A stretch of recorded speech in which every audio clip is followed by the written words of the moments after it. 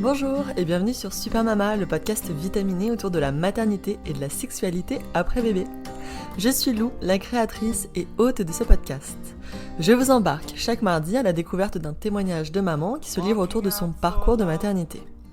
On se retrouve également un vendredi sur deux pour plonger dans l'intimité d'une maman qui nous raconte enfin, sans tabou, comment c'est la sexualité après bébé. Ici, vous entendrez donc des histoires de femmes et de mères qui vous permettront de vivre enfin une maternité apaisée et une sexualité libérée. Je vous souhaite à toutes une très belle écoute. Touchante, inspirante et terriblement drôle. Voilà 3 adjectifs qui qualifient parfaitement mon invitée du jour, Flavie. J'ai adoré écouter son histoire de maternité qu'elle vient déposer aujourd'hui au micro de Super Mama. À travers son récit, Flavie vous racontera son histoire d'amour avec Gary, cet ancien pote du lycée qu'elle a bien fait de recontacter. Elle vous expliquera également le jour où elle a appris qu'un bébé était venu s'accrocher au creux de son ventre et reviendra sur sa grossesse qui ne fut pas de tout repos. Alors comment gère-t-on ces émotions et le tourbillon émotionnel qu'implique une grossesse ? Comment s'organise-t-on avec son conjoint lorsque nos aspirations divergent ? Et puis finalement, comment se laisse-t-on submerger par cette vague d'amour que seule la rencontre avec son bébé peut créer ? C'est ce que vous racontera Flavie dans ce nouvel épisode qui, je l'espère, vous plaira. Je ne vous en dis pas plus et je vous laisse de suite découvrir ma conversation avec la jolie Flavie. Belle écoute. Coucou Flavie, merci beaucoup d'être aujourd'hui avec moi sur Super Mama. Est-ce que tu peux s'il te plaît te présenter ? Salut Lou, alors moi c'est Flavie, je vais avoir 33 ans, j'habite sur la région rennaise et donc du coup j'ai accouché d'une petite fille Max qui est née le 2 février cette année. Et ouais, tu es une toute jeune maman, hein, ta fille a quelques mois seulement. Bon, comment ça se passe ? Comment tu te sens ?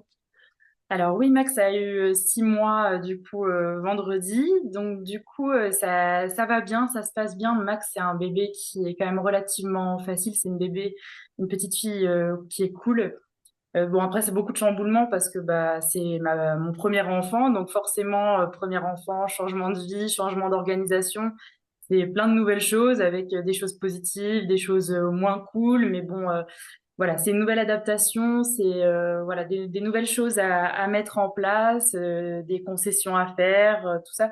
Mais on va dire que ça se fait au fur et à mesure. C'est, enfin voilà. Et puis je trouve que maintenant on est quand même dans un mood un peu de bienveillance où on dit les choses, où on ose parler quand ça va pas, et on se sent forcément moins seul dans la maternité, dans le postpartum, etc. Il y a beaucoup moins, je trouve, de complexes à dire les choses comme elles le sont.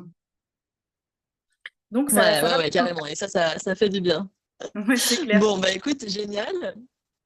Alors Flavie, justement, si on remonte un petit peu en arrière, est-ce que toi, tu peux nous raconter dans quel contexte familial tu as grandi ? Oui, alors moi je suis l'aînée de 3 enfants. Donc il y a moi, après j'ai un frère Cyprien qui a 2 ans d'écart avec moi et Léandre qui a 7 ans d'écart avec moi. Donc du D'accord. coup j'ai grandi dans un contexte familial, on va dire, assez classique. J'ai mes 2 parents enfin, on a une famille assez soudée, même une famille élargie avec mes oncles, tantes, etc. Mes cousins, cousines, on est quand même assez proches. Donc voilà, j'ai grandi on va dire, dans un univers familial serein et enfin sans grande difficulté.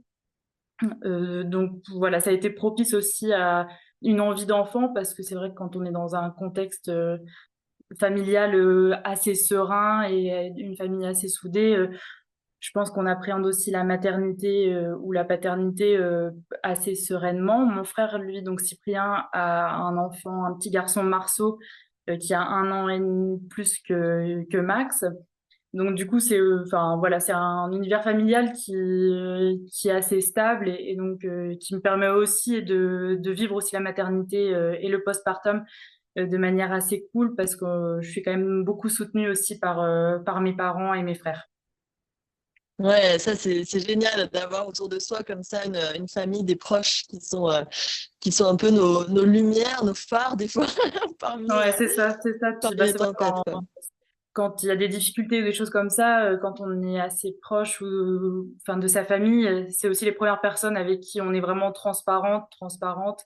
et vers qui on peut vider son sac, se décharger. Et donc, enfin, ouais, je suis très très soutenue, surtout par ma maman qui m'aide beaucoup au quotidien et qui prend le relais quand j'ai besoin de me libérer du temps ou voilà enfin, de devoir laisser Max. Je sais que je la laisse en toute sécurité et en toute confiance auprès de ma maman. Et donc, ouais, c'est cool. Et puis, c'est aussi enfin, gratifiant quand on voit que tout le monde s'entend bien. Enfin, voilà, ça crée des nouveaux moments familiaux quand on est habitué, voilà, enfin, à se voir assez souvent, enfin, faire des repas de famille et tout. Ça apporte une nouvelle dynamique avec les petits-enfants, enfin, du coup, les neveux, nièces, tout ça, c'est cool. Ça crée des nouveaux événements qui sont sympas. Bah ouais, c'est génial. Bon, et alors justement, est-ce que toi, tu as toujours su que tu voulais des enfants? Est-ce que tu t'es posé la question relativement tôt? Est-ce que c'est venu plutôt sur le tard? Comment ça s'est passé dans ta tête? Alors moi, quand j'étais petite, tout ça, je voulais vraiment avoir des enfants et je voulais avoir des enfants tôt. J'avais hâte de pouvoir devenir maman. Enfin voilà, c'était vraiment, j'avais mon projet tracé. Je pense encore une fois, c'est l'univers familial où voilà, enfin voilà, c'était classique, travailler, maison, conjoint, enfant. C'était un peu le modèle. Et donc du coup, Ouais. moi rapidement, j'avais envie d'avoir des enfants. Après, en grandissant, bah, c'était peut-être aussi un peu la période de rébellion, tout ça, où je me disais que je voulais pas de ce modèle-là finalement et j'avais pas envie de suivre ce qui était tracé un petit peu. Donc du coup, après, ça n'a pas forcément été un désir enfin, on va dire entre ma vingtaine et trentaine, où je me disais, bah voilà, si j'ai pas d'enfant, c'est pas si grave. Mais après, quand même, j'avais envie d'enfant. Et puis après, quand j'ai été avec mon conjoint, donc Gary, il y a pas si longtemps que ça qu'on est ensemble. On se connaissait depuis le lycée, mais ça fait pas si longtemps que ça qu'on est ensemble. Lui, c'est quelqu'un qui voulait vraiment, ça faisait vraiment partie de ses projets de vie et ses objectifs de vie d'avoir une famille, avoir des enfants. Et donc, du coup, bah, voilà, quand on a une stabilité dans la relation et quelqu'un qui est enfin, vraiment moteur dans ce projet-là, bah, je me suis dit, ouais, si en fait, il faut. Il faut construire, il faut construire et puis avoir un nouvel élan dans les projets, quoi. Bon, génial. Et alors justement, Gary, parlons-en. Donc tu l'as rencontré au lycée. Comment ça s'est passé? Pourquoi vous êtes mis ensemble du coup un peu sur le tard ou des années après en tout cas vous êtes rencontrés au lycée? Comment ça s'est passé votre histoire?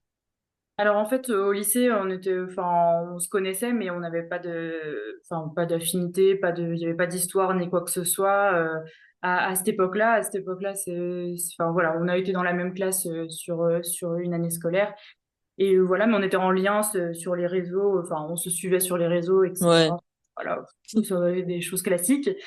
Et puis, bah voilà, Gary, c'est quelqu'un de très discret sur sa vie, sur les réseaux, etc. C'est pas quelqu'un qui partage beaucoup de choses, donc je connaissais rien de sa vie. Et puis moi, suite à une séparation un peu compliquée, enfin voilà, en fait, il était resté quand même dans un coin de ma tête. Et puis je me suis dit, bon, faut que je passe à autre chose. Voilà, je me suis dit, bon, je prends des nouvelles. Voilà, je savais pas s'il était en couple, je savais pas ce qu'il faisait, s'il était par là, je savais pas, mais je me suis dit, bon, allez, voilà, on rentre dans une nouvelle dynamique, je tente, on verra bien. Ça se trouve, ça sera pas du tout ça, ça n'ira pas, ou peut-être que ça ira, mais voilà. Et donc, du coup, j'ai commencé à lui envoyer un message, et puis on a échangé, et puis rapidement, on a vu que on avait des atomes crochus, et puis des affinités. Donc, rapidement, on s'est mis ensemble. Waouh, génial. Comme quoi t'as bien fait de Bah ouais, c'est d'envoyer ça, un message. c'est un peu, c'est un peu le jeu, mais bon, voilà, c'était le ticket gagnant, on va dire. Bah ouais, carrément. Bon, écoute, ouais, super histoire. Et alors, vous êtes mis ensemble en quelle année exactement? On s'est mis ensemble, donc du coup, en début 2023. Donc ça a été D'accord, rapide ouais. par rapport à... non, je dis n'importe quoi, en 2022. 2022. Ok, bon. 2022, ouais. C'est ça. Ouais, donc vous vous mettez ensemble et donc lui qui était plutôt, on va dire, partant pour construire une famille, est-ce que vous aviez, je sais pas, une date idéale en tête ou est-ce que ça s'est fait naturellement, ça s'est fait par surprise? Comment le projet bébé s'est immiscé comme ça dans vos vies? Alors en fait, lui, il avait le projet assez rapide. Après, c'est vrai qu'autour de moi aussi, mes copines, tout ça, commençaient à avoir des enfants, donc ça donne aussi des idées. Enfin voilà, même si enfin, on fait pas les choses pour ses amis ou des choses comme ça. C'est vrai que d'entendre parler de maternité, de voir Ouais. les naissances, tout ça, ça fait forcément un peu écho au fond de soi. Et donc moi j'ai le syndrome des ovaires polykystiques qui est détecté depuis longtemps. Après, on m'avait tout le temps prévenu en disant bah si un jour vous voulez des enfants, il y aura certainement des traitements à prendre, ce sera certainement un petit peu plus compliqué, etc. Et puis en plus j'avais enfin moi ma contraception c'était l'implant que j'avais depuis 6 ans, enfin 2 fois 3 ans du coup c'est par cycle de 3 ans et où j'avais plus D'accord. de cycle. Donc, du coup, en fait, enfin, à un moment, on en a parlé, je lui ai dit, bah, écoute, je pense que quand on sera prêt, nous, voilà, on sera sûr de notre amour et qu'on a vraiment ce projet-là qui nous tient à cœur, je pense qu'il faudrait enlever ma contraception assez rapidement. Parce qu'en fait, je voyais aussi beaucoup d'amis, de proches qui avaient des difficultés à avoir des enfants et où enfin, ça devient vraiment une obsession et ce qui est compréhensible et où il y a des calendriers de périodes, voilà, et puis c'est cette déception à chaque cycle qui revient. Et j'avais pas forcément envie d'être dans cette frustration et enfin voilà, cet enchaînement où voilà ces frustrations, etc. Donc je lui avais dit bah moi je préfère qu'on fasse naturellement les choses, mais du coup enlever assez rapidement ma contraception quand on aura vraiment ce projet-là pour que justement si ça met 1 an, 2 ans à se faire, bah c'est pas grave, voilà, on a encore le temps. Et si ça vient rapidement, bah, c'est que ça devait se faire rapidement. Donc, il a été OK. Donc, ça faisait 1 an qu'on était ensemble, à peu près. Donc, pour que j'enlève ma contraception, c'était donc, du coup en janvier 2023 que j'ai enlevé Ouais. ma contraception. Et puis, pareil, en fait, comme c'était un implant, c'était quelque chose quand même auquel il fallait réfléchir. C'est pas comme voilà, une pilule ou des choses comme ça qu'on peut arrêter du jour au lendemain. Quand c'est stérilet ou implant, bah, faut quand même un rendez-vous médical pour enlever. Enfin, voilà, c'est à réfléchir quand même. Et puis au final, bah, Max est arrivé assez rapidement. J'ai enlevé ma contraception en janvier, je suis tombée enceinte en mai. Oui, donc assez rapidement, en effet, quelques mois à peine après le début de vos essais. Quel soulagement que ce soit arrivé si vite, surtout si en effet tu souffres du syndrome des ovaires polykystiques. Est-ce que c'est quelque chose qui te fait souffrir en général tous les mois au moment de... Bah, du coup, tu n'avais peut-être pas tes règles vu que tu étais sous implant, mais comment tu le vivais justement ce syndrome-là au quotidien? Non, en fait, alors j'avais pas de douleur et pareil au niveau de mes cycles, même avant que j'ai l'implant ou quoi que ce Hmm. soit, enfin, j'ai jamais eu des règles ou des cycles très douloureux, pas beaucoup de symptômes non plus au niveau enfin, des humeurs, des choses comme ça. J'ai pas eu beaucoup de symptômes. C'était surtout, enfin voilà, des symptômes physiques sur la pilosité, des choses comme ça où Hmm. c'est manifesté comme ça, surtout mon SOPK. Donc c'était pas quelque chose de très contraignant, on va dire au niveau, enfin, de mon corps. Mhm. Et donc, du coup, mais quand même, le fait justement ça se manifeste pas énormément, j'ai appréhendé encore plus parce que je me disais, bah, mis à part sur la pilosité, j'avais pas vraiment l'impression d'avoir conscience enfin, de ce syndrome-là. Et Mhm. donc, je pense que ça aurait été plus compliqué si j'avais dû mettre beaucoup de temps à tomber enceinte ou des choses comme ça parce que c'était pas vraiment quelque chose en quoi j'avais pleinement conscience d'être atteinte de ce syndrome-là. Et donc, enfin, au final, c'est tombé assez rapidement. Et donc, oui, c'était limite surprenant. Moi, j'étais préparée quand même dans ma tête en me disant, bon, ça va peut-être être compliqué. Dans mon entourage, comme il y a quand même pas mal de personnes qui ont des parcours assez compliqués de PMA ou des choses comme ça pour concevoir. Bah, finalement, quand c'est arrivé, du coup, j'étais limite surprise. Enfin, voilà, limite, c'était un peu angoissant de me dire, mais ça arrive si vite, c'est pas possible. Il y a quelque chose, c'est pas normal. Et donc, du coup, voilà, c'était une bonne surprise et en même temps en me disant bon bah voilà là maintenant c'est bon la machine est lancée c'est parti quoi. Et ouais, c'est quelque chose, alors justement, qu'on raconte là, comment t'as appris le test positif, t'étais toute seule, t'étais avec Gary, comment ça s'est passé? Bah en fait j'étais toute seule, Gary était parti en formation sur Lille et donc du coup je sentais bien je veux pas beaucoup de retard dans mes règles 1 ou 2 jours mais j'ai jamais eu des cycles très réguliers donc c'est pas ça qui me mettait plus la puce à l'oreille mais je sais pas je sentais je sais pas comme une sensation assez bizarre une sensibilité au niveau de la poitrine. Et puis à tout hasard, j'avais plusieurs tests de grossesse à la maison quand même parce que bah voilà, vu que j'étais sans contraception depuis le début d'année, j'avais des tests. Et puis un soir, enfin le premier soir en fait où Gary est parti, je me dis bon, je teste quand même. Et puis il y avait un trait mais léger, c'était pas un trait flagrant quoi, c'était pas genre un oui net. Et donc, je me disais, oh, je sais pas si c'est ça ou pas. Et même de l'annoncer, en fait, à Gary, limite, ça m'angoissait. Je me disais, oh là là, mais là, je vais lui dire, enfin, le fait qu'il soit pas avec moi physiquement, ni quoi que ce soit. Je me dire, faut que je lui dise, faut que je l'appelle, comment je fais, je dis quoi, j'attends, je fais une surprise. En même temps, le week-end d'après, quand il revenait, on avait un week-end chargé où enfin, parce qu'on habitait sur Paris à ce moment-là. Et donc, Ah du oui. coup, en Bretagne, tout ça. Je me disais, voilà, mais je peux pas attendre de la semaine, enfin, le week-end, il va être chargé, j'aurai pas de moment pour lui dire. Donc, j'ai dû l'appeler pour lui dire. Et donc, du coup, voilà, lui, il a regardé directement sur des forums, des choses comme ça, pour les tests, voir si c'était fiable. Enfin, voilà. Donc, du coup, il a dit, bon. Et moi, j'ai vu sur un forum, un trait faible, ça reste un trait quand même. Donc, ça reste malgré tout un trait. Et donc, là, ça s'est enchaîné assez rapidement. En fait, le truc qui était un petit peu angoissant aussi, c'est que du coup, j'étais partie le rejoindre sur Paris parce que Gary était sur Paris pour le travail. Il est toujours sur Paris Ok. pour le travail actuellement. Ah oui, d'accord. Donc du coup, j'étais partie le rejoindre et c'est vrai que bah, j'ai un peu de famille sur Paris, mais moi, mon médecin traitant, ça a toujours été en Bretagne. Enfin voilà, j'étais très habituée à mon cercle sur Rennes et sa région. Enfin, même l'hôpital, tout ça, je me disais, je connais en fait si se passe quelque chose, si je dois avoir du soutien ou quoi que ce soit. En Bretagne, sur Rennes, moi enfin, je me sentais très rassurée en fait en Bretagne parce que je connais très bien. Alors que sur Paris, c'était aussi une source un petit peu d'angoisse en me disant, bah, s'il se passe quelque chose, je sais pas vers qui me tourner, je sais pas, je connais pas, quoi. Ah oui. Donc, la chance que j'avais dans tout ça, c'est que bah, une de mes cousines qui est sur Paris est médecin. Donc, du coup, rapidement, je l'ai mise dans la confession.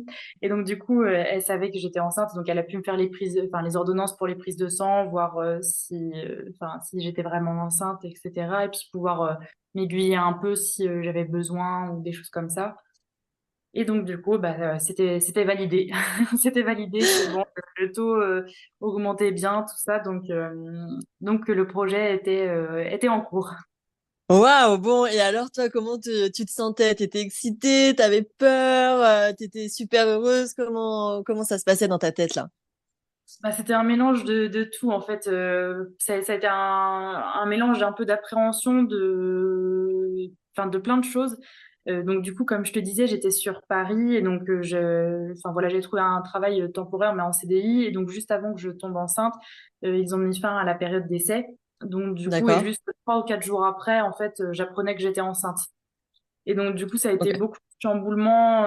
Enfin, dans ma tête, c'était, faut que je retrouve absolument un travail rapidement parce que là, je suis enceinte, je peux pas. Enfin, voilà, ça a été aussi un peu un stress de me dire, là, enfin, comment je vais faire? Je peux pas retrouver de travail en étant enceinte, mais en même temps, si j'ai pas de travail, comment ça va se passer? Enfin, voilà. Et au final, assez rapidement, Gary m'a soutenue en disant bah c'est pas grave, enfin voilà, si t'es au chômage le temps de ta grossesse, bah au final c'est pas plus mal, au moins tu seras Hmm. tranquille, il y aura pas de contraintes ni quoi que ce soit. Et puis même moi je me disais vis-à-vis d'un nouvel employeur, si je devais trouver un travail, ça aurait pas été correct de lui cacher, et puis après enfin de lui annoncer enfin c'était pas partir sur de bonnes bases quoi. Donc, du coup, Hmm. l'avantage, c'est que j'ai pu passer ma grossesse au chômage, donc du coup, relativement tranquillement, et puis en étant préservée. Ça, c'est génial. En effet, tu as bien fait. Parce que c'est vrai qu'attaquer un nouveau boulot, c'est déjà Ouais. stressant. Alors, en plus, en commençant une grossesse, c'est vrai que c'est pas l'idéal. Donc là, Non. ça tombait finalement bien, malgré que ça soit un peu stressant et angoissant, j'imagine. Mais au moins, tu as pu investir cette grossesse à fond, quoi. Ouais, c'est ça. Puis en plus, j'ai eu beaucoup de nausées. Alors, je pense aussi le fait de pas travailler, on s'écoute peut-être un petit peu plus. Enfin, voilà, on n'a pas besoin de prendre sur soi ou quoi que ce soit. Mais c'est vrai que j'ai eu beaucoup de nausées les premiers mois. Et donc, je me disais, oh là, si je devais Hmm. aller au travail avec les nausées, je sais pas comment. Enfin, franchement, chapeau aux mamans qui vont à contre-cœur au travail en ne voulant pas forcément annoncer une grossesse et en devant supporter les nausées, hein. Ouais, c'est vrai que ça, euh, c'est un peu compliqué. C'est ces 3 premiers mois où on cache souvent notre grossesse, hein, surtout à notre employeur, alors que souvent les 3 premiers mois où on est comme le plus fatigué, le plus malade. Et les femmes ont un courage fou, je trouve. Tu mets Ouais. là une vie professionnelle comme ça avec des mots physiques aussi importants, quoi. Mm. Bon, donc un premier trimestre, voilà, un peu patraque, ça a continué ou ça s'est stoppé ensuite? Alors le premier trimestre, ouais, c'était pas top et moi j'ai pris beaucoup de poids pendant ma grossesse et très rapidement. Et en fait, Mm. les nausées, je pense que c'est tout l'un ou tout l'autre. Soit on ne supporte plus la nourriture, soit on en a absolument besoin. Et donc moi, c'était le deuxième cas. Donc il fallait que je Mm. mange pour être à peu près correcte, être à peu près de bonne humeur. Donc il fallait que je mange. Et puis bah forcément, on n'a pas forcément envie de manger des brocolis ou des choux de Bruxelles quand on est enceinte. C'est dommage, mais c'est comme ça. Et puis bah, c'est vrai que ça se fait au fur et à mesure, hein. Ouais.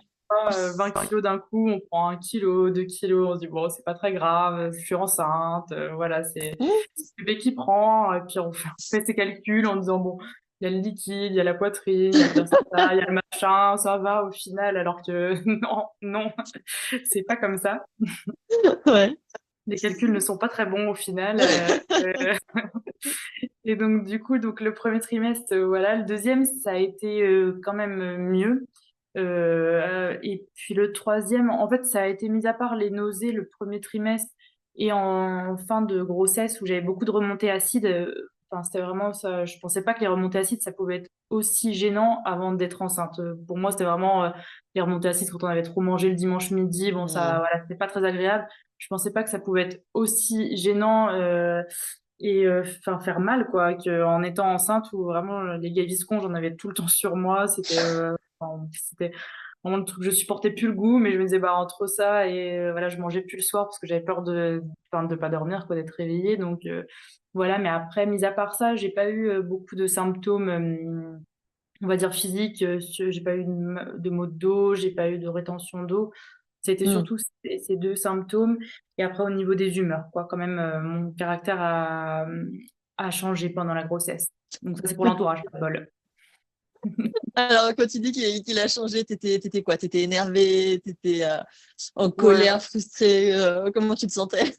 Non, en fait, enfin, il n'y avait pas le droit il y avait pas de marge de manœuvre, quoi. Pas de, c'était, voilà, fallait que ce soit carré, millimétré.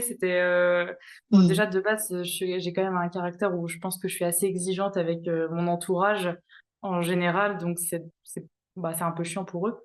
Et donc, bah, pendant la grossesse, je pense que ça a été un peu exacerbé. Donc, du coup, voilà, je pense que ça va pas être, après, mon point de vue n'est pas forcément le bon parce que moi, j'ai l'impression que ça allait. Mais bon, quand j'ai leur ressenti, j'ai l'impression que ça n'allait pas trop finalement. Et alors, avec Gary, justement, est-ce que vous vous preniez un peu la tête? Est-ce qu'il y avait des disputes ou malgré tout, vous arriviez à trouver une espèce de terrain d'entente? Bah, en fait, au début, ça allait quand même. Il a été ultra patient avec moi parce que je pense qu'en plus, le premier trimestre et le deuxième, c'était pas les plus évidents au niveau de mon caractère. Mais il a vachement pris sur lui. Il a été ultra patient. Et en fait, après, il a pris un nouveau poste sur Paris. Et donc, du coup, là, on a commencé plus de prise de tête parce qu'en fait, à la base, donc, du coup, pendant ma grossesse, dans les changements d'humeur, enfin, voilà, changement de programme que j'ai un peu imposé à tout le monde, j'ai dit, bah non, en fait, je veux plus être à Paris. Je me vois Ok. pas élever un enfant à Paris. Je veux pas, je veux plus. C'est mort, je rentre en Bretagne. Donc, du coup, Ah c'était, ouais. ouais. Je me voyais pas toute seule avec un enfant, gérer l'organisation. Enfin, vraiment, je me voyais pas ni être toute seule pour la charge que ça imposait et ni élever un enfant sur Paris, quoi. Moi, je voulais que, enfin, Max soit en Bretagne, enfin Hmm. voilà, soit avec ses grands-parents, ses cousins, cousines. Enfin, voilà, je voulais vraiment que ce soit dans un cadre assez similaire au mien et à celui de Gary, en fait. Au niveau de l'organisation et de l'entourage, tout ça.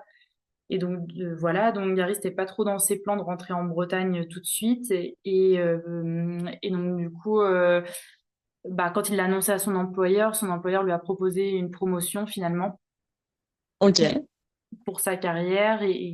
Bah, après, voilà, moi je lui ai dit, tu fais comme tu veux, je peux comprendre. Moi, je suis pas quelqu'un de carriériste, mais je comprends qu'on ait besoin d'être épanoui dans son travail ou voilà. Et donc, si toi, tu as une opportunité qui te stimule et qui t'apporte, bah, c'est toi qui fais le choix et puis on s'organisera en fonction de ça. Moi, on s'organise en fonction de mon changement de programme où je veux venir en Bretagne. Donc, on s'organisera aussi si toi, tu es plus épanoui en restant sur Paris. Donc, du coup, il a pris ce poste-là sur Paris. Et donc, à la suite de ça, c'est vrai que ça a fait beaucoup au niveau d'organisation, de changement, enfin, voilà. Pour lui, je pense que ça a été beaucoup de choses. En plus, sa maman a eu des petits soucis de santé enfin, qui sont réglés. Mais voilà, ça faisait beaucoup, je pense, pour lui au niveau enfin, de la charge qu'il devait porter Mhm. entre la prise d'un nouveau poste, de nouvelles fonctions, de nouvelles responsabilités. Moi qui n'étais pas forcément au top, plus toute l'organisation, plus gérer la charge de sa maman. Je pense que ça a été beaucoup et donc il était beaucoup moins aussi disponible, enfin, qu'il a pu l'être en début de grossesse. Et Mhm. puis on vivait pas forcément les mêmes choses en fait finalement entre moi qui vivais vraiment ma grossesse, qui était au chômage en Bretagne où mon seul truc c'était faut s'organiser pour l'arrivée du bébé, faut qu'on fasse ça. Enfin voilà, moi ma vie elle était rythmée par ça. Lui il avait Mhm. beaucoup de choses à gérer donc il comprenait pas forcément quand moi je disais non mais ce week-end il faut absolument qu'on aille acheter ci, il faut qu'on fasse ça. Enfin voilà, ça, je pense que ça a été beaucoup et donc le dernier trimestre a été plus compliqué au niveau de l'entente. Ouais, ça je comprends bien. Mais alors toi, du coup, tu as déménagé, tu t'es pris un appart, t'es retourné chez tes parents, comment tu as fait pour te réinstaller du coup en Bretagne? Et bah donc du coup au début provisoirement je suis rentrée chez mes parents enfin voilà en me Ok. disant que c'était un pied-à-terre et je pouvais rentrer sur Paris aussi quand je le souhaitais et puis finalement en décembre quand la naissance de Max approchait on a pris un appartement donc pas trop loin de chez mes parents et ça a Mhm. été aussi un sujet de tension un petit peu parce que bah du coup ça veut dire double loyer double charge c'est vrai que c'est pas forcément évident en plus enfin, en Bretagne comme dans beaucoup de régions au final c'est assez saturé les locations donc du coup ça a été compliqué de trouver quelque chose de décent enfin voilà pas trop cher donc ça a été Mhm. aussi un sujet de tension quoi donc oui on a retrouvé un appartement et puis du coup là on est installé en région de Bretagne mais donc du coup Gary lui est toujours sur Paris la semaine pour le travail. Ouais, donc le deal, c'était que lui, la semaine, il logeait sur Paris dans votre ancien appart, enfin là où vous Mhm. étiez, et que le week-end, il rentre te voir, puis ensuite vous voir à l'arrivée du bébé, c'est ça? Exactement. Ok, bon. Et alors cette grossesse, donc un peu voilà, compliquée, on va dire, avec quelques tensions, quelques sautes d'humeur qu'on peut bien comprendre. En termes de physique, toi, justement, ce nouveau corps, donc tu dis avoir pris pas mal de poids, comment tu te sentais? Est-ce que tu te sentais mal? Est-ce qu'au contraire, tu acceptais carrément ces changements parce que tu disais que bah, c'était pour ton bébé, que c'était un temps, on va dire, dédié à la grossesse? Alors, moi, j'ai pas du tout aimé être enceinte. Mhm. Ça changeait rien. Enfin, vraiment, je le disais tout le temps, ça changeait rien à l'amour que je portais déjà pour Max parce que j'adorais la sentir. Enfin, j'avais hâte de la voir et à aucun moment j'ai regretté d'être enceinte ou de porter la vie. Par contre, mon corps, être enceinte, voir tous ces changements, sur moi, j'ai pas du tout aimé. Et puis, bah, en plus, Mhm. j'ai pris beaucoup de poids. En tout, j'ai pris 25-26 kilos, je pense. D'accord? Donc, ça a été aussi beaucoup de changements sur mon corps. C'est vrai que les personnes enfin, les grossesses en général, où c'est 15 kilos, bon, ça reste enfin, correct, on Mhm. va dire. Voilà, ça, forcément, le corps change, hein, c'est normal, c'est une grossesse. Donc après, quand on veut avoir un enfant, on sait aussi qu'il va y avoir du changement, hein. On porte pas un enfant sans prendre 1 kilo, c'est assez rare. Donc voilà, on sait qu'il y a des changements. Après, c'est vrai que passer 25 kilos, enfin, puis en plus, moi, j'aime bien m'habiller, j'aime bien les vêtements, tout ça. Donc c'est vrai que ça a été assez long et assez compliqué de voir mon corps changer. Et voilà, après, je savais que j'avais quand même cette chance de pas être douloureuse. Je me disais, bah, c'est vrai que malgré tout, j'ai cette chance de pouvoir être très libre de mes mouvements, de pas être alitée, d'avoir une grossesse facile. Enfin, j'ai jamais, enfin, je savais que j'étais quand même privilégiée d'avoir une grossesse facile, d'avoir un bébé en bonne santé, etc. Mais c'est vrai que pour moi, juste personnellement, ça a été compliqué de porter ce poids et d'être enceinte, quoi. Ouais, je comprends. Et alors, pour tout ce qui était, par exemple, rendez-vous médicaux, est-ce que Gary arrive à se libérer pour venir avec toi? Est-ce que tu y allais seul ou accompagné de proches? Comment ça se passait? Alors, il a fait toutes les Ok, échographies, voilà où il fallait. Après, tout ce qui était, et il a fait tous les cours aussi de préparation. bien, ok, À l'accouchement, c'était les lundis. Il a l'avantage de pas travailler le lundi, donc du coup, il arrivait le samedi après-midi et il repartait le lundi soir. Donc ça nous laissait le ok. temps, si on avait besoin de prendre des rendez-vous, des choses, de pouvoir le caler le lundi. Donc ça, c'était cool. Et c'était important aussi pour moi de me sentir soutenue et puis lui aussi pour qu'il se sente investi. En fait, le fait de pas vivre là au quotidien, ces cours-là permettaient aussi à lui de s'investir et d'avancer au fur et à mesure dans la grossesse, de se préparer, etc., sans pour autant être là au quotidien, quoi. Donc toutes les Mm. échographies et les cours de préparation, il a été avec moi.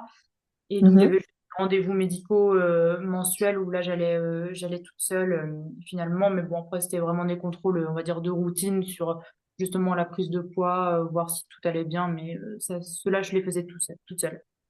Ok, ça marche. Et alors pour l'accouchement, est-ce que tu avais prévu un projet de naissance bien particulier? Est-ce que tu étais très renseignée? Au contraire, tu te laissais un petit peu guider? Comment t'envisageais le jour J? Alors, je voulais juste accoucher sans douleur. C'était mon projet. Ok, Pas avoir mal. très bon projet. Ouais. Du coup, en fait, j'avais pas vraiment d'idée. Je me disais que après, je suis quelqu'un qui prend pas mal de recul sur les choses et qui est assez, enfin voilà, je me dis de toute manière, c'est comme ça. Donc, je me disais de toute manière, peu importe comment ça sera, de toute manière, ça sera comme ça. Je sais que le personnel va faire le mieux pour moi et pour Max. Donc, je vais suivre un peu les choses comme elles arrivent. Après, j'avais une préférence quand même pour l'accouchement par voie basse. Mais après, pareil, je Mm. me disais, si c'est une césarienne, c'est que c'est le mieux à faire pour moi et pour Max. Donc, si c'est une césarienne, bah, ça sera comme ça. Et puis, le principal, c'est que tout le monde soit en bonne santé. Je savais que je voulais la péridurale. Pareil, j'admire beaucoup les femmes qui le font sans. Mais je me dis, Moi aussi. moi, je me disais, bon, si je peux éviter de souffrir le martyr, à la limite, je suis heureuse. Donc du coup, voilà, c'était Je euh, prends, ouais. je prends, s'il y a une carte pas de souffrance, je la prends. Donc du coup, voilà, ça s'est fait assez naturellement. J'avais pas forcément d'idée enfin, de plus que ça, de projet ou de choses comme ça. Je savais juste que voilà, je me laissais guider et puis on allait voir comment ça se passait. En fait, j'avais pas envie d'avoir de frustration ou vraiment d'envie particulière parce que je me disais bah si ça se passe pas comme ça, comme j'imagine ou quoi, j'ai pas envie d'être déçue. Donc du coup, je me suis dit bah voilà, j'accoucherai en fonction de comment les choses se passent. Bah ouais, ouais, ouais, t'as bien fait. Et alors, quand même, le coup de stress, comment ça se passait si, enfin, avec Gary qui était sur Paris, comment vous êtes organisé? Parce qu'imagine, je sais pas, tu perds les os d'un coup d'un seul et que Gary n'est pas là sur place. Qu'est-ce que vous aviez prévu? Alors en fait, oui, c'était le stress, c'est aussi une des questions où ça pouvait amener des tensions aussi parce que bah, lui, de pas être là au quotidien, il se rendait pas forcément compte. Et donc en fait, je lui disais, enfin voilà, faut que tu fasses du télétravail ou que tu poses des congés pour être là en amont parce que s'il se passe quelque chose, enfin ça peut être rapide, enfin voilà. Et Ah donc lui, il oui. était dans ce parallèle où il était aussi dans sa vie professionnelle en prise de poste, nouvelles fonctions, etc., où lui, il n'avait pas forcément envie. Et donc, ça a pu poser enfin, voilà, des problèmes parce que, voilà, en fait, en plus, quand on est enceinte, enfin, voilà, on a l'impression que tout peut arriver à tout moment, que ça Ouais, peut être horrible. Et donc, on a besoin d'être rassuré sur des points comme ça qui sont relativement importants. On n'a pas envie d'une dose de stress en plus. c'est sûr. Donc, encore une fois, ma maman a été très présente et donc du coup, voilà, elle me disait que si jamais il y avait le moindre souci, bah, je pouvais l'appeler. Enfin, mes parents habitent à 10 minutes de chez nous actuellement, donc c'était assez rapide. Et donc du coup, voilà, c'était après Gary, lui, il était remonté avec une voiture sur Paris les derniers 15 jours avant mon terme. Mon terme était le 3 février. Et donc les D'accord. 15 jours précédant le terme, il était remonté avec une voiture pour qu'au cas où voilà, j'ai des contractions ou quoi que ce soit la nuit, qu'il soit pas contraint aux horaires de train, justement. Et ouais, bonne idée, quoi. Puisse pas se dire bah désolé t'es en train d'accoucher mais le prochain train il est à 7 heures demain matin donc bah je peux pas faire autrement quoi. Donc on avait Ouais, non, anticipé là, au c'est moins ça, on sûr. n'avait pas anticipé beaucoup mais au moins cette possibilité que ce soit la nuit on l'avait anticipé. Ok, bon, ça marche. Et alors, comment s'est passé finalement bah, le jour J, le jour de ton accouchement? Alors, le jour de mon accouchement, on a été à l'hôpital. Donc, moi, j'ai accouché dans la nuit de jeudi à vendredi, donc le 2 février à 1h38, donc dans la nuit de Ah jeudi oui, à vendredi. d'accord. Et donc, du coup, dans la nuit juste avant, donc de mercredi à jeudi, je commençais à sentir des contractions. Gary était revenu quand même le mardi parce que le lundi, je l'avais raccompagné, enfin, il était parti sur Paris. Et la nuit, j'avais pas passé trop bien. Enfin, je sentais quand même que j'avais le ventre très tendu, etc. J'avais des contractions, j'avais réussi à m'endormir, tout ça, mais j'avais senti que c'était pas ouf. Et donc, j'avais dit, je pense que là, quand même, vaut mieux que tu reviennes. Vaut mieux que tu reviennes et faire, quitte à Ouais. faire du télétravail ou autre, mais je pense que là, faut Puis, que tu reviennes. Donc, du coup, j'avais dit, bon, là, je pense que, bon, t'as voulu rester au travail et tout, c'est cool, mais là, je pense que quand même, ça va être dans pas très longtemps, quoi. Donc, je pense que ça serait quand même bien que tu sois là. Donc il était revenu et puis donc du coup dans la nuit de mercredi à jeudi, dans la nuit, voilà, je sentais les contractions toutes les 5 minutes pendant 2 heures. Donc comme on nous dit, voilà, si pendant 2 heures vous sentez des contractions toutes les 5 minutes, c'est que ça arrive. Enfin voilà, donc là à ce moment-là, quand c'est le premier, en plus on est très scolaire, j'ai des contractions de toutes les 5 minutes, ça fait 2 heures, voilà. Donc du coup je réveille Gary en disant bah je pense qu'il faut qu'on y aille, tout ça. Bon, après, quand on a des vraies contractions, on sait que quand on se prépare et quand on a le temps de calculer très bien tout ça, c'est pas les vraies contractions, hein, mais bon, on a été à la maternité, voilà, cette nuit-là. Et donc, effectivement, après, moi, mon col était ouvert déjà depuis le 8e mois à 1 an et demi. Enfin, voilà, il était encore assez long pour soutenir le bébé, mais par contre, mon col était déjà ouvert, en fait. Et donc, quand je suis arrivée à la maternité, on m'a dit, bah, effectivement, il y a bien des contractions. Le col est un petit peu plus ouvert. Il devait être à 2, 2 et demi, quelque chose comme ça. Mais ils m'ont dit, bah voilà, c'est pas encore les contractions de travail. Donc, si vous voulez, vous pouvez aller marcher, faire un peu de ballon, voir si ça accélère le travail ou pas. Donc, du coup, c'est ce qu'on a fait. Et là, enfin, après un petit peu de temps, c'est l'équipe de jour qui est arrivée. Et je pense que la sage-femme avait décidé, elle, qu'elle me garderait pas. Donc, quand elle m'a ausculté, le col, elle n'a pas été très délicate. Et puis, elle m'a dit non, non, là, faut rentrer chez vous. Enfin, puis voilà, faut pas être focus. Vous faites des gâteaux, vous regardez des séries, tout ça, mais faut pas être focus. Moi, j'ai dit bon, après, j'étais pas particulièrement focus sur mon col, dilaté ou pas, mais bon, admettons, ok, je rentre à la maison de toute manière, elle me le dit. Donc voilà, je vais rentrer. Ok. Et donc, du coup, enfin voilà, on rentre avec Gary et moi, dans ma tête, je me suis dit, je veux pas que ce soit cette dame-là qui m'accouche. Enfin voilà, je n'ai pas envie. Donc, dans ma tête, je me suis dit, de toute manière, j'attendrai le soir. C'est mort, c'est pas possible. Et donc, du coup, la journée passe. Voilà, Gary était en télétravail. Donc, bah, moi, là, j'avais des contractions quand même qui s'accéléraient bien. Enfin, je sentais que ça travaillait quand même fort. Et puis, à un moment, il devait être, je sais pas, 16, 17 heures. Gary me dit, non, mais là, t'as quand même super mal et tout. Je te fais couler un bain si tu veux. Donc du coup là il me fait couler un bain et donc bah forcément ça fait du bien et moi je regardais la circulation parce que mon truc c'était de me dire on avait 20-25 minutes de route pour aller à la maternité et donc bah 17, 18 heures je me disais oh non mais là ça va être la circulation, ça va être horrible, c'est pas possible, on peut pas partir maintenant. Donc je regardais et la circulation c'était rouge rouge, enfin voilà, je disais à Gary non on peut pas partir maintenant, c'est pas possible, on va se mettre dans la gueule du loup, c'est pas possible. Hmm. Et donc en sortant du bain, bah là c'est l'effet en fait. Ça fait du bien quand on est dedans, mais quand on sort du bain, c'était vraiment horrible comme douleur. Je me disais oh là là. Moi, je lui disais je peux pas marcher, je vais accoucher ici, c'est pas possible, faut appeler les pompiers, je peux pas, hein, je peux pas marcher, c'est pas possible, je vais pas y arriver. Et Oh donc là du coup là, ouais. il est très carré. En plus il a l'habitude que je sois quand même assez dans le contrôle. Enfin voilà, je me laisse pas beaucoup dépasser par enfin, c'est rare que je sois très douloureuse ou des choses comme ça. Donc là, de me voir comme ça et de dire oh non, s'il te plaît, faut qu'on y aille, on monte dans la voiture, s'il te plaît, au moins. On peut pas coucher là, c'est pas possible, c'est mort. Et en fait, enfin, j'avais pas regardé, mais c'était lors des manifestations agricoles. Et en fait, le préfet enfin, sur Rennes avait fermé la rocade de Rennes.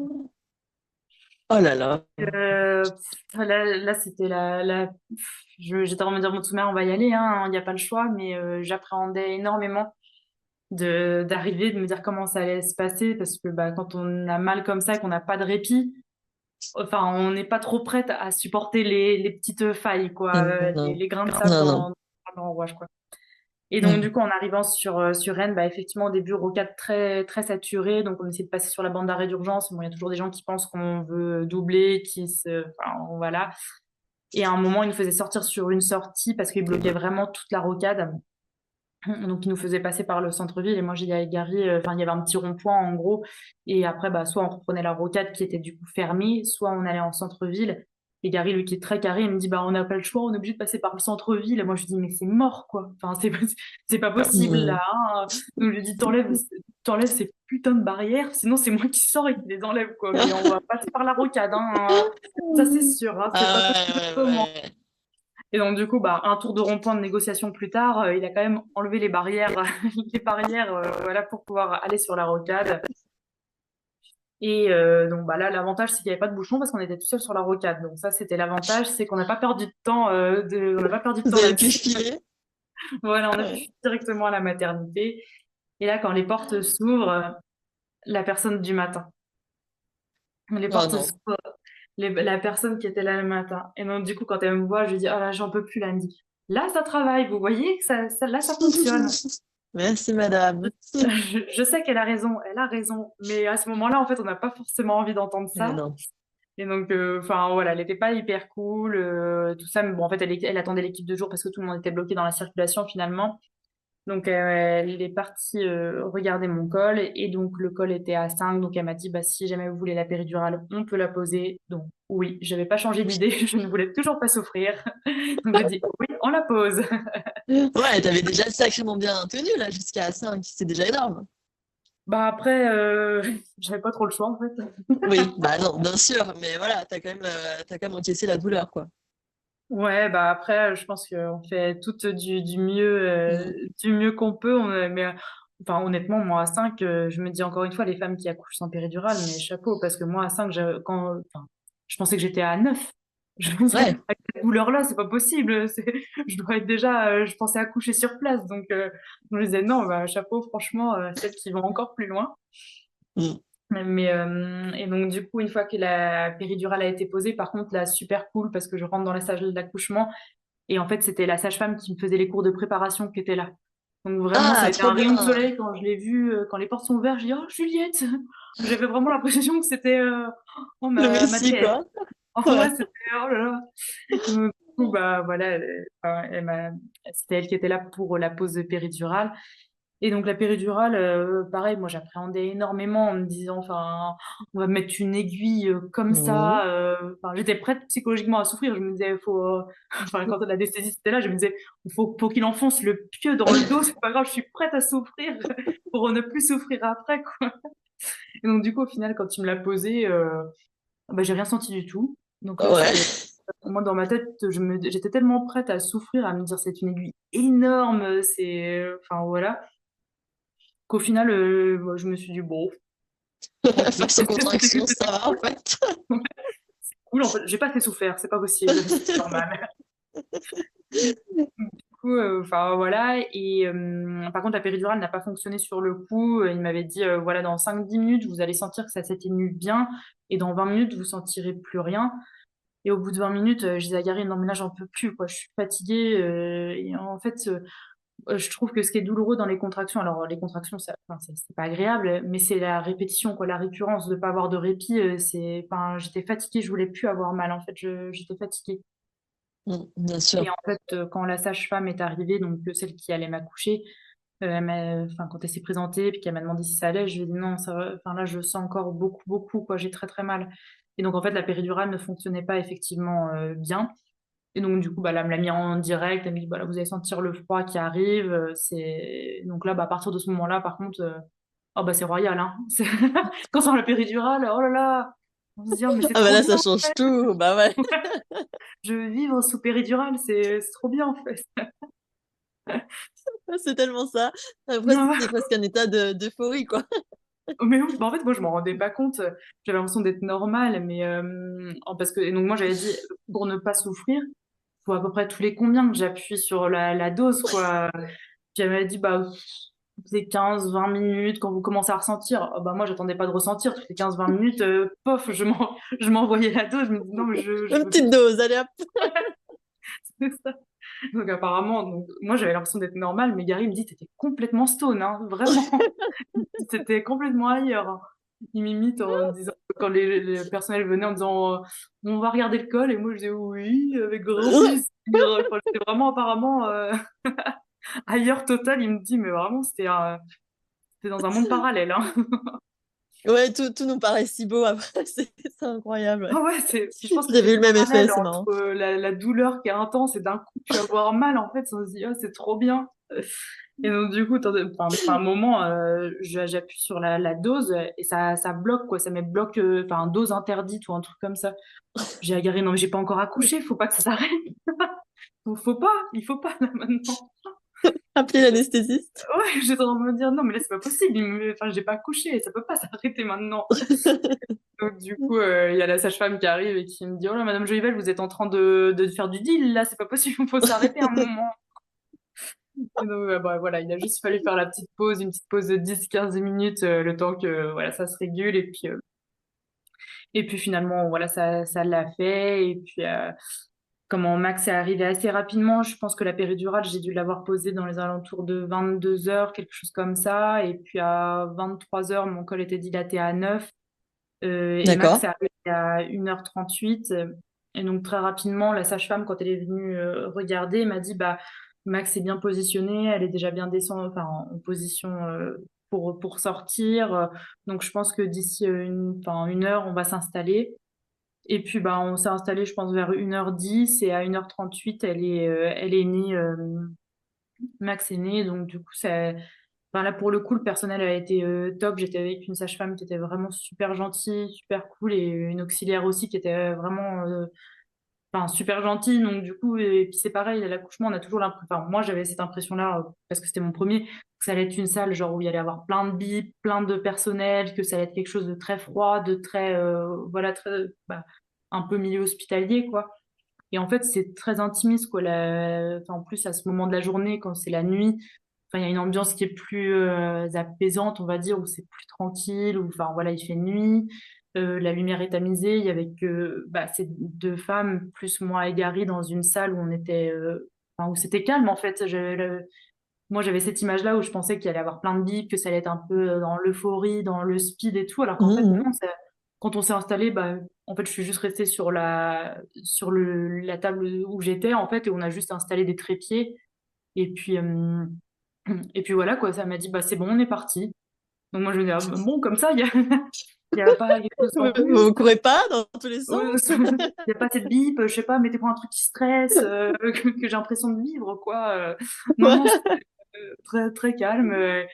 Et donc, bah, ça s'est fait, ouais, très rapidement. Très rapidement. Et donc, ça n'a pas été un accouchement traumatisant ni pour moi, ni pour Max. Il n'y a pas eu enfin, j'ai pas eu de forceps ou de ventouse ou de choses comme ça. J'ai eu quelques points, mais juste pour je sais plus comment ils appellent ça. C'est pas des déchirures, mais bah, ça devait être quand même un petit peu détendu, hein. Donc, Ouais, des éraflures. oui, ça, c'était ça, ouais. Et donc, du coup, par confort, elle m'a dit Mhm. qu'il y avait quelques points, mais voilà, ça n'a pas été un accouchement traumatisant, enfin, ni pour moi, ni pour Max. Donc, ça a été cool. Et puis, Max, c'était prévu d'être un gros bébé. Il y avait un risque que je sois déclenchée en amont parce qu'elle était prévue enfin voilà, au final, c'était pas déclenché parce que les dernières prévisions, c'était 4,2 kg. Et donc, bah, c'est au-dessus de, je crois que c'est Ok. 4,5 kg ou quelque chose comme ça qui déclenche 2-3 semaines avant. Donc, au final, enfin voilà, Ouais. la grossesse a été menée à terme.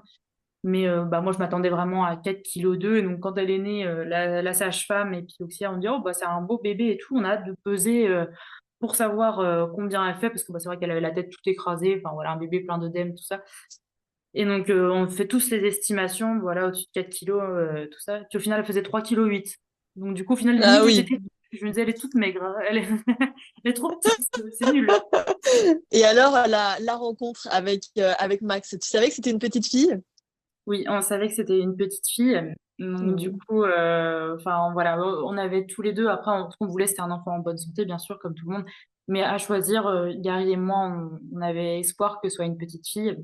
Donc, du coup, quand on a. Bah, après, je sais pas, j'étais persuadée, mais bon, après, il y a des gens qui sont persuadés ou c'est pas la vérité, hein. Mais pour moi, j'étais persuadée d'avoir une petite fille.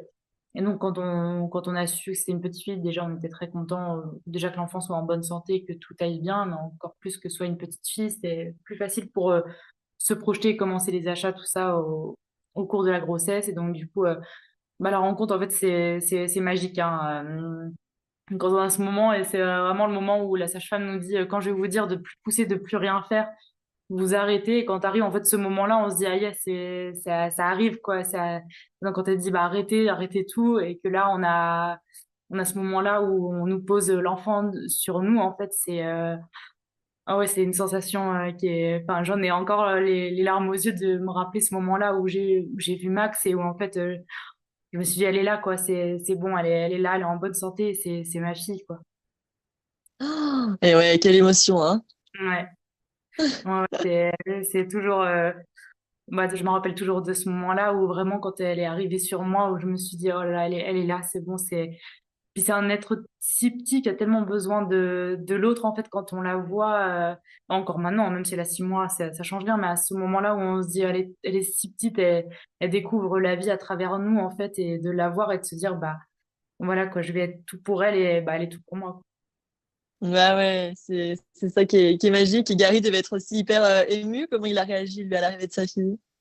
Moi, je pense qu'il a été ému aussi de me voir parce que bah, moi, j'ai pleuré de voir ma fille, tout ça, enfin, du moment, tout ça. Donc, je pense qu'il était aussi ému enfin, de voir mon émotion et tout. Puis, bah, de voir, c'était encore plus difficile, enfin, difficile pour les papas parce que pour eux, c'est pas du tout concret, en fait. Nous, quand même, on la Mhm. sent. Il y a quand même un lien tout le long de cette grossesse-là. Il y a beaucoup de moments partagés. Enfin, voilà, on sent les choses bouger et sans, enfin, grandir en soi. Donc, on a quand même tout ce cheminement pour nous permettre de se rendre compte enfin, voilà, que ça devient concret. C'est vrai que pour les papas, ça devient vraiment concret. La vie devient concrète au moment de l'accouchement. Et Donc, oui. c'est vrai que c'était, enfin, voilà, je pense que ça a été aussi pour lui de réaliser que voilà, elle était là, quoi. Elle était vivante, quoi. Elle existait. Bah ouais, ouais, c'est clair, c'est quelque chose. Et alors, est-ce que tu avais pour projet de l'allaiter, ce bébé? Non, moi je voulais pas allaiter comme en fait ça va un peu dans la trame où j'étais pas trop à l'aise avec ce corps de femme enceinte de tout ça. En fait, je j'avais pas envie de d'allaiter. Par rapport à ça, je trouve qu'on a quand même beaucoup évolué. J'avais peur en fait du regard surtout des soignants. Hmm. Enfin, il y a quelques années en arrière, je pense qu'on mettait beaucoup de pression sur les femmes par rapport à ça, voilà, qu'il fallait allaiter, enfin, tout ça. Et donc, j'appréhendais un peu quand je le disais aux personnels soignants, j'étais un peu comme, je me disais comme un peu sur la pointe des pieds en disant, bah non, non, j'ai pas forcément envie. Et en fait, le personnel soignant, en tout cas là où moi j'ai accouché, a été très compréhensif et enfin voilà, ils n'ont pas été du tout dans le jugement en me disant non, mais de toute manière, si la maman n'en ressent pas le besoin ou l'envie, l'enfant le ressentira. Donc se forcer, Hmm. ça sera contre-productif parce que ça va et bloquer la maman et ça se fera pas naturellement, ça sera pas bien ni pour le bébé, ce sera traumatisant pour la maman. Donc ça sert à rien de se forcer s'il n'y a pas envie. Bah Et oui, donc, bien sûr. ma gynéco qui m'a suivie tout le long de la grossesse m'avait déconseillé de faire, si j'étais sûre à 100% de ne pas vouloir allaiter, m'avait déconseillé de faire la tétée de naissance parce que bah, du coup, ça aurait créé enfin, une montée de lait. Enfin, et puis après, ça aurait été Bien sûr. douloureux en fait, d'arrêter la production de lait. Donc, du coup, j'ai pas fait non plus de tétée d'accueil ni quoi que ce soit enfin voilà, de peur de risque de montée de lait, que ce soit compliqué. Et pour Max, de sentir le lait que je lui donne pas. Et pour moi, enfin voilà, quand Max pleurait ou des choses comme ça, d'avoir des montées de lait. Donc, c'était alimentation par lait en poudre. Ok. Et alors, comment ça se passe justement? Est-ce que tu as quand même une montée de lait qui arrive ou ouais, comment ça se Alors, passe? enfin, j'appréhendais un peu ça parce qu'il y a un peu tout en fait. On me dit que oui, c'est possible, d'autres pas du tout. Alors à l'hôpital, ils donnent de l'homéopathie pour D'accord. réduire les montées de lait. Il y a aussi des médicaments qui peuvent être donnés, mais de ce qu'on m'avait dit moi à l'hôpital, c'est qu'il y avait un bénéfice-risque trop, enfin, pas assez important en fait pour qu'ils le donnent systématiquement. Donc, dans la mesure D'accord. du possible, ils préféraient que ce soit naturel ou avec de l'homéopathie plutôt que de donner un médicament qu'il y avait peut-être des effets secondaires trop importants ou des choses comme ça par Mhm. rapport aux bénéfices. Donc moi, je D'accord. vais avec l'homéopathie et j'ai eu un peu de montée de lait, mais ça a été vraiment très léger. Enfin, voilà, comme pendant la Ok. grossesse où voilà, on a la poitrine, les seins qui peuvent un petit peu couler ou des choses comme ça.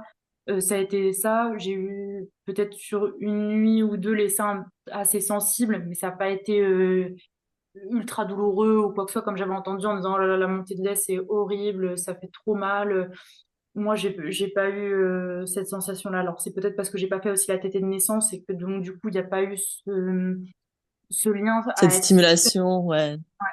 Peut-être que c'est lié à ça, mais c'est vrai que de ce côté-là, j'ai pas eu de souffrance, quoi. Bon, bah tant mieux. Déjà, c'est une bonne chose. Hum. Et ce prénom, Max, donc M-A-X-E, prénom que j'adore, très joli, j'avais jamais entendu. Voilà, comment il vous est venu en tout cas, comment vous l'avez choisi avec Gary? Alors moi j'aimais bien, enfin j'ai toujours beaucoup aimé les prénoms là. J'aime bien les prénoms qui font un peu diminutifs et assez masculins.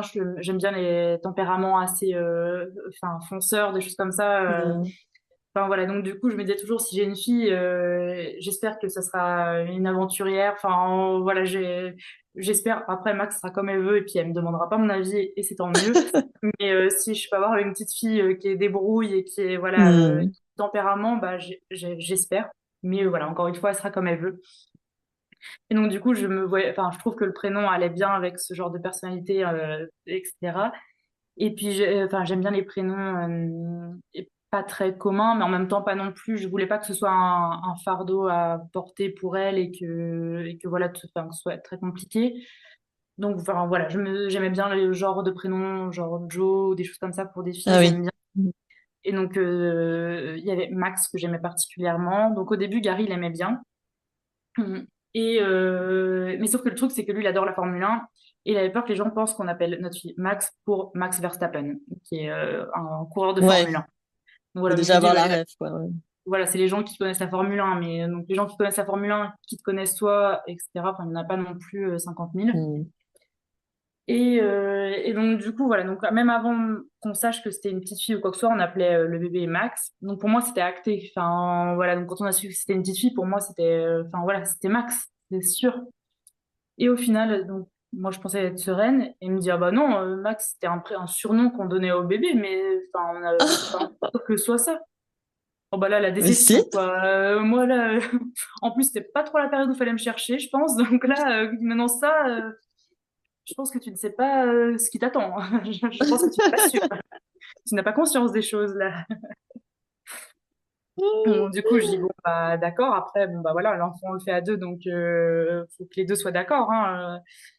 Et enfin voilà, c'est resté un petit peu en stand-by. Lui préférait Maxine. Et après, je trouve ça Ok. aussi un très joli prénom, Hmm. mais du coup, je trouvais enfin, plus répandu un petit peu. Donc vraiment, j'étais sur Max. Et à un moment, je lui dis, bah écoute, si moi je sais pas pour Maxine, toi pas pour Max, bah on se met d'accord sur un autre prénom, quoi. On propose complètement autre chose et puis on trouve. Donc c'est resté comme ça. Et puis à un moment, il y avait le Black Friday, tout ça, etc. Voilà. Et moi, je voulais lui faire un cadeau personnalisé. Donc il y avait juste une offre, voilà. Enfin, je sais pas si j'ai le droit de citer de marque ou pas. Bien sûr, tu peux, je t'en Oui. prie. Je ne sais pas. Il y avait enfin, une offre avec Atelier Paulin, les bracelets, des choses comme ça, Hmm. personnalisables. Enfin, voilà, il y avait un moins 10%, quelque chose comme ça pendant cette période-là. Et donc, je dis, bah, j'aimerais bien te faire ton cadeau et tout. Là, il y a une offre très, enfin, à durée très limitée. Est-ce qu'on peut vraiment se mettre d'accord sur un prénom? Il me dit, bon, bah, de toute manière, ce sera certainement Max. Au final, voilà, je m'y suis fait. Donc, moi, je commande et tout en me disant, bah, c'est bon, je commande le bracelet Max, tout ça, voilà. Et puis je lui dis, ah bah c'est bon, j'ai fait ton cadeau de Noël, je t'ai trouvé et tout. Et elle me dit, oh, bah non, mais tu m'as mis le couteau sous la gorge, attends, c'est pas encore sûr. Là, moi, je me dis, Ah, oh là, mais non mais c'est pas possible. Tu veux vraiment que je sois énervée et saoulée, hein. Vraiment, tu veux que ce soit un ah sport. ouais. Gary, t'exagères. Ah ouais, c'est clair. Je pense que tu cherches à me faire sortir de mes gonds, c'est pas possible. Tu es sadomaso, je ne sais pas. Tu C'est aimes ça. souffrir, je ne sais pas. Mais donc, du coup, moi, je renvoie un mail à Atelier Poulain en disant, bah voilà, je pense que c'était un cadeau. Je pensais qu'on était d'accord sur le prénom, mais visiblement, bah non. Donc, je veux pas annuler ma commande, mais juste, est-ce que vous pouvez mettre juste une pause? Voilà, je vous confirmerai la personnalisation, quoi. En plus, j'étais gênée, j'aime pas faire des trucs comme ça et tout. Enfin, bon, bref. Donc, ils me disent, OK, pas de souci, on attend votre retour. Et peut-être 2 ou 3 jours après, je reçois un mail, votre commande est expédiée.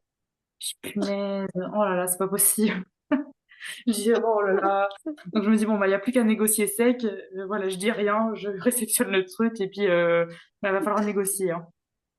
Et donc, du coup, à un moment, en fait, je pense qu'il avait aussi un petit peu peur du regard des autres, enfin voilà, que les gens pensent plus que ce soit un garçon, que ce soit trop original, que ce soit pas répandu. Je pense qu'il avait un peu plus cette appréhension-là que moi, pas du tout. En fait, comme je dis souvent sur les prénoms, quand on annonce un prénom, en fait, on ne demande pas un avis.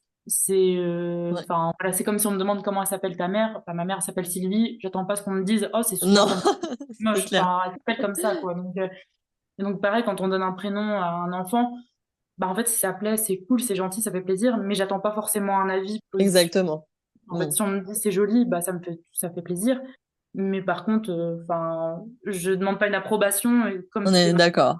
on Mm. demande pas une approbation du prénom, de toute manière, elle s'appelle comme ça, et puis, Ouais, c'est très personnel comme choix, hein. oui, puis après, en fait, on s'attache à l'enfant. Il y a parfois des prénoms auxquels on se dit, oh là là, trop foufou. Mais en fait, après, on s'imagine même pas que l'enfant puisse s'appeler autrement. Et puis, en fait, on C'est clair. s'attache à l'enfant. Et en fait, s'il s'appelle comme ça, c'est même plus enfin, c'est une longue question, Ouais, on quoi. n'y pense même plus. Ouais, ouais, c'est clair. Donc, du coup, Bon, voilà, et du coup, t'as réussi à négocier et à avoir l'approbation de Gary, quoi. ah ouais, c'était une négociation sec. C'était sec et serré. C'était, voilà. Mais ça a Bon. passé, c'est passé. Tant mieux, t'as réussi c'est un très très joli prénom. Voilà, donc c'est génial. Alors aujourd'hui là, on est à 6 mois postpartum. Enfin, tu es à 6 mois postpartum. Comment bah tu te sens, que ce soit dans ta tête, dans ton corps. Comment ça se passe avec Max, avec Gary? Est-ce que vous avez réussi à trouver une organisation du coup qui vous convienne à tous? Raconte-nous un petit peu. Alors en fait, c'est toujours un petit peu compliqué au niveau organisation parce que en fait, donc du coup, comme moi, je suis tombée enceinte et j'étais au chômage, j'avais pas forcément trouvé de moyen de garde pour la suite. En plus, j'étais sur Paris, puis je me disais, bah, de toute manière, pour le moment, je sais pas encore trop comment je reprends, je sais pas où, quand, enfin voilà. Donc je m'étais dit, pas de pression, on verra. De toute manière, je prends pas une place pour le moment en crèche ou en nounou parce que je laisse la place aux personnes qui travaillent et qui ont un retour à l'emploi rapide. Moi, je peux Mm. m'organiser, quoi. Donc j'avais pas Ouais. pris enfin, moyen de garde. Et puis finalement, en fait, pendant ma grossesse, de fil en aiguille sur les réseaux, sur Instagram, il y a une personne que je connaissais, enfin voilà, juste visuellement sur Rennes, qui a mis quelque chose en story, j'ai réagi. Et puis de fil en aiguille, elle me dit qu'elle a un poste, enfin cool à proposer dans un endroit sympa, enfin voilà, qu'elle recherche une personnalité et que en fait, enfin voilà, elle aimerait bien qu'on échange pour savoir si ça m'intéressait, tout ça. Et donc, du coup, en fait, ça s'est embringué assez rapidement où j'ai été OK, elle a été OK. Et en fait, ça s'est fait juste, on s'est contacté, je venais tout juste d'accoucher, quoi. Une semaine après, on se Ah rencontrait pour oui. voir si ça matchait. Et donc, du coup, bah, après, enfin, c'était vraiment un truc vraiment très sympa. Enfin, voilà, elle m'a pas mis la pression parce que bah, je lui ai dit directement en disant, bah, moi, j'ai pas de moyen de garde pour le moment. Je peux pas te dire, normalement, mon congé mat se terminait le 15 avril. Je dis, moi, le 15 avril, je Mm. peux pas te dire que je reprends, quoi. C'est pas possible. Déjà, je sais pas si j'en serais capable parce que, bah, en fait, c'est très jeune. En fait, quand on laisse un enfant à 2 mois et demi, C'est très très tôt, ouais. on se rend pas forcément compte quand on n'est pas maman, mais quand on est maman, on dit 2 mois et demi, c'est un tout petit bébé, quoi. Donc, Ouais, ouais. faut pouvoir avoir le choix de ne pas le faire, mais quand on a le choix, faut avoir envie aussi de laisser un petit bébé, quoi. Mais oui. Donc, et que je savais pas si je serais prête et si j'aurais trouvé l'organisation nécessaire pour une reprise. Donc, il n'y avait pas de souci. Et donc, j'ai repris le 21 mai. Donc, ça m'a laissé D'accord. d'un mois après. Il y avait une place en MAM où mes parents habitent qui était disponible. Donc en fait, c'est toute une organisation parce qu'à la MAM, ils peuvent pas prendre Max avant 8h30. Il faut aller la chercher avant 18h30. Et moi, je travaille sur 4 jours, mais de 9h à 19h. D'accord. Ouais. Du coup, enfin, c'est à plus d'une demi-heure de route avec les bouchons, tout ça, d'où je dois déposer Max. Donc c'est toute une organisation. La semaine, en fait, je suis beaucoup chez mes parents. Mm. Que ma mère en fait puisse s'occuper de Max, enfin déposer Max le matin à la MAM et aller la chercher le soir sans que ça lui fasse elle trop de contraintes de venir ici à l'appart récupérer Mm. Max, déposer le soir. En fait, pour que ce soit le plus simple pour tout le monde, la semaine je suis beaucoup chez mes parents Ok. et le week-end on rentre en appartement. Donc ça, c'était un petit peu provisoire. Et là, à la rentrée, normalement, on doit rechanger d'appartement et donc être plus sereine, donc quelque chose où j'aurai moins, moi, de circulation. Et donc, on doit trouver une nouvelle organisation comme ça. Mais c'est vrai qu'au niveau organisation du quotidien, en fait, c'est quand même assez sport, quoi, d'être toute seule. Et ouais. Tu m'étonnes, mais oui, heureusement que tu as tes parents en soutien, mais du coup, c'est vrai que c'est pas évident de jongler comme ça entre différents lieux. Un coup, il y a C'est ça. Gary, plus Gary, c'est vrai que ça doit être Ouais. assez déstabilisant malgré tout, ouais. C'est ça, et puis bah en fait quand je suis toute seule, malgré tout, en fait ma maman, même si c'est moi qui m'occupe de Max à 100% quand je suis là, enfin quand je rentre du travail et tout, enfin voilà, ma maman c'est pas sa deuxième maman, c'est sa mamie, et donc du Hmm. coup je veux pas que ce soit imposé à elle ou qu'elle ait des contraintes. Elle m'aide déjà beaucoup, elle me soutient beaucoup déjà au quotidien, donc enfin voilà, même si je suis fatiguée, même si Max se réveille la nuit ou des choses Hmm. comme ça, c'est moi qui m'en occupe. Euh, mais en fait, elle me soulage beaucoup pour des à côté. Si je donne à manger à Max, par exemple, bah elle, s'il y a une machine qui est prête, par exemple, elle peut l'étendre le Ouais. temps que je couche Max. Elle va laver le biberon. C'est pas des grosses choses, mais en fait, ça allège vachement le quotidien. Parce qu'en fait, Eh quand ouais. tu es toute seule, bah, en fait, il n'y a pas de répit. Parce qu'une fois que Max est couché, bah voilà, faut préparer ses affaires pour le lendemain, faut nettoyer le biberon, faire les machines, etc. Alors que bah, ma maman me soutient quand même beaucoup pour des choses comme ça qui sont pas des grosses tâches au quotidien, mais qui allègent quand même beaucoup l'organisation, quoi. Bah ouais, ouais, carrément. Et ton nouveau boulot te plaît du coup? Ouais, c'est cool. Les filles sont super sympas. J'appréhendais un peu et une reprise et c'est dans le milieu de l'esthétisme, D'accord. médecine esthétique. Donc j'appréhendais aussi un univers très féminin. Et puis voilà, dans le monde de l'esthétisme, j'appréhendais un peu tout ça. Et en fait, non, mes collègues sont super cool. Si elles m'écoutent, voilà, je leur fais des gros bisous. Et donc, du coup, non, très, très sympa, très arrangeant. Enfin, voilà, même ma responsable, du coup, qui m'a recrutée, m'a dit si t'as besoin au niveau d'organisation de changer tes jours de congé pour Max, etc. Enfin, voilà, c'est vraiment quelque chose de bienveillant et bah, ça me soulage quand même de savoir que elles ont conscience de ça et que s'il y a besoin de faire des changements pour mon organisation perso, ce sera possible, quoi. Ouais, donc ça, c'est quand même génial d'être entouré, on va dire, de gens humains et bienveillants, quoi. C'est clair, c'est clair. Heureusement. Ouais, ouais, ouais, carrément. Et avec Gary, alors, comment ça se passe, vous, dans le couple? C'est vrai qu'il y a un nouveau bébé qui arrive, c'est aussi Ouais. un peu un challenge. Est-ce que vous arrivez à vous entendre? Comment ça se passe entre vous? Alors, c'est encore un peu compliqué par rapport à ça parce qu'en fait, on n'a pas les mêmes vies. Eh Euh, oui, c'est vrai que là, en fait, moi, je suis très focus Max parce que c'est ma priorité tout le temps. Je vis avec elle H24. eh C'est oui. son repère. Enfin, voilà, c'est moi qui suis là tout le temps. Lui, Gary est là que le week-end. Et donc, on vit pas les mêmes choses. Pour lui, ce qui sont des contraintes, pour moi, ça l'est pas. Et inversement, en fait. Par exemple, lui, il me dit que quand il rentre le soir, il est tout seul. Enfin, voilà, il s'ennuie. Moi, je me dis des fois, j'aimerais bien avoir un soir où, en fait, je fais rien. Enfin, voilà, même étant d'une machine sans avoir de stress, je me dis que c'est agréable. Donc, je me dis quand même, mon échelle de plaisir est quand même descendue assez bas, quoi. On se Étendre une machine. satisfait de peu, hein, après. Ouais, je me dis, si je peux étendre une machine sans avoir la crainte qu'elle se réveille ou qu'elle me demande, me sollicite, c'est super cool. Donc, voilà. Et à contrario, lui comprend pas forcément mon point de vue où je lui dis, bah, en fait, des fois, c'est dur de pas avoir de répit, quoi. Je lui dis, en fait, moi, mes journées, elles s'arrêtent pas. Voilà, je rentre du travail jusqu'à, enfin, max, j'accouche vers 20h30. Après, bah, faut préparer ses affaires le lendemain, faire les machines, laver, enfin, tout ça. Enfin, même la charge mentale de devoir voir si elle a assez de couches, s'il y a enfin, du lait, tout ça, en fait. Enfin, là, il y a la diversification alimentaire. Donc, est-ce qu'il y a des pots suffisamment de fait en amont pour qu'elle mange? Est-ce qu'on a au congélateur? Enfin, voilà, tout ça, c'est une charge mentale qui m'incombe à moi uniquement. Et donc, il comprend pas forcément ça. En fait, ce qui, pour moi, sont des contraintes, pour lui, c'est un truc cool et inversement. Et en fait, quand il est là le week-end, bah, pour lui, c'est un week-end. Donc, en fait, et c'est normal, je le comprends, hein. Lui, la semaine, il a qu'une seule hâte, c'est de retrouver Max. Donc, en fait, il en profite, mais pas forcément pour anticiper et soulager mon quotidien de la semaine. Donc, du coup, c'est pas tout le temps évident de se comprendre quand on vit pas les mêmes choses. Et ouais, ça, je peux en effet bien l'imaginer. C'est même quand on vit au quotidien, c'est pas facile. Alors quand on est comme ça, là, sur un rythme un petit peu différent, j'imagine bien qu'il faut que tout le monde prenne ses marques, quoi. Bah ouais, c'est ça qui est un petit peu compliqué. Puis après, bah, c'est aussi compliqué pour lui enfin pour moi, en fait, c'est plus compliqué pour moi de lâcher prise un peu sur, Mmh. en fait, comme moi, je m'en occupe toute la semaine, qu'on a nos habitudes, nos voilà, bah, je peux avoir tendance à forcément être plus relou si, par exemple, le week-end, il arrive et que je sais pas, sur la routine du coucher, moi, je fais comme ci, comme ça, et lui, il arrive et puis il fait un truc Et ouais. complètement à côté. Mais en fait, il est pas avec moi la semaine, donc du coup, pour lui, il se rend pas forcément compte. Et puis, bah, je comprends, c'est pas forcément agréable de se faire reprendre sur comment tu t'occupes de ta fille, mais il comprend pas forcément non plus que moi, je mets du mien pour instaurer une routine, que ce soit régulier, Mmh. pour que Max s'endorme bien, etc. Donc, en fait, quand on vit pas les mêmes choses, c'est des fois compliqué de se comprendre et puis de mettre les formes sur comment on dit les choses, quoi. Mais oui, bien sûr, c'est un sacré challenge, hein.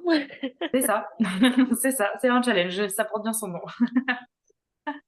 Bon, et ben écoute, j'espère en tout cas que vous arriverez à trouver voilà quelque chose qui convient à tout le monde et surtout à bien communiquer, c'est vraiment important.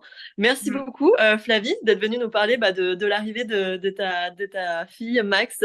Merci beaucoup pour ton récit. J'ai adoré t'écouter et puis je vous souhaite bah, évidemment hein, tout le meilleur du monde pour la suite. Eh ben, merci beaucoup à toi de m'avoir accueilli et proposé ce podcast et puis bah, au plaisir de rééchanger. Ouais, avec plaisir carrément et puis embrasse très fort bah, Gary et Max évidemment. Pareil pour toi, je te fais des gros bisous. Merci, à plus Flavie. Et c'est ainsi que se termine ce nouvel épisode de Super Maman. Quel plaisir de partager avec vous ces histoires de maman, j'adore les rencontrer, leur parler, écouter leurs récits de maternité, hein, et j'aime aussi beaucoup vous les partager évidemment. Si vous aussi, vous vous régalez chaque semaine avec toutes ces jolies confidences, vous pouvez mettre des petites étoiles ou encore un avis sur la plateforme d'écoute de votre choix. Cela booste la notoriété de Super Mama et croyez-moi, on en a toujours besoin. Un grand merci pour votre soutien, votre fidélité évidemment.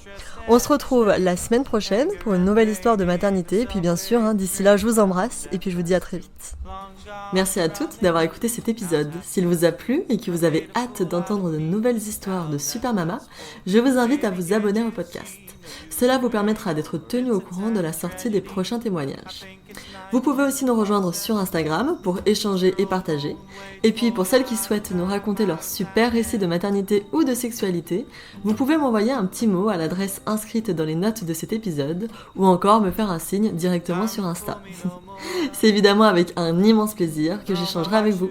Je vous embrasse et je vous dis à très vite.